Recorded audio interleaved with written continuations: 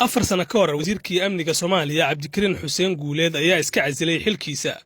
kadib markii ay kordheen falalka amni darrida ah gaar ahaan qaraxyada xilligaasi oo weerar lagu qaaday xarunta madaxtooyada iyo aqalka baarlamaanka Soomaaliya. Tallaabadaasi waxay dad badan u arkeen mid geesinimo leh maadaama ay xaaladdu ka sii daraysay. anigoo tixgelinayo xaaladda uu dalku marayo waxaan si rasmi ah u cadeynayaa inaan iska casilay xilkii aan u hayay qaranka ee ahaa wasiirka amniga qaranka anigoo rajeynaya in xilkaasi culus ee aan hayay cidii loo magacaabo shacabka Soomaaliyeed oo garab ku siin doono. 2 sano kadib dawladda Maxamed Cabdullaahi Farmaajo waxa ay wajahaysaa cadaadis dhinaca amniga waxaana dhacay qaraxyo waaweyn oo ka duwan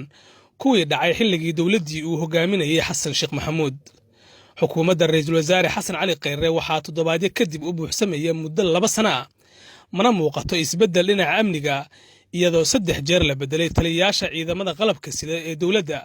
haddana qaraxyada iyo falalka kale waa ay sii socdaan.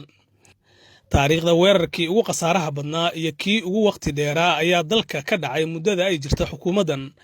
dadka qaarna waxa ay qabaan in la gaaray xilligii isbeddel dhab ah la samayn lahaa.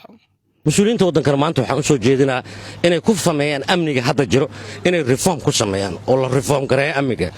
ma ahan askari qor loo soo dhiibo jid la soo istaajiyo meeshan policy loo baahan yahay in wax la reform gareeyo loo baahan yahay in marka ugu horeyso iyadoo reformka marka la sameeynayo in horta loo fadhiisto qobar la qoro oo la sameeyo qoraal laga sameeyo oo la sameeyo la reform lagu sameeyo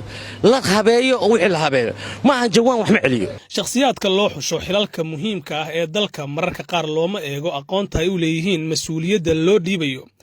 balse waxaa lagu doortaa saaxiibtinimada siyaasadeed iyo danaha gaarka ah taasi oo ugu dambeyn caqabad ku noqota dalka marka waxa ugu wacan waa dal madaxii laga dilay madaxa qofka hadii ummadda madaxii baa laga dilay sababta looga dilayna waxa weeye waxa halkan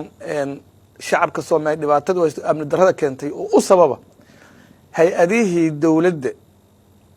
ama golihii wasiirada fulinta ha ahaadeen oo la rabay dad waaye araga oo aqoon siyaasadeed leh oo intelligence siyaasadeed leh oo qaabka maaragtay howlgalka loo sameeyo qaabka amniga loo sugo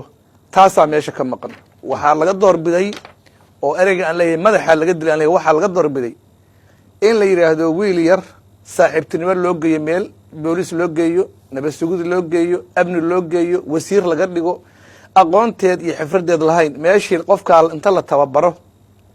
dadkii khibradda lahaa oo aqoonta lahaa oo way aragga ah laga faa'iideysan lahaa oo ay soo saari lahaayeen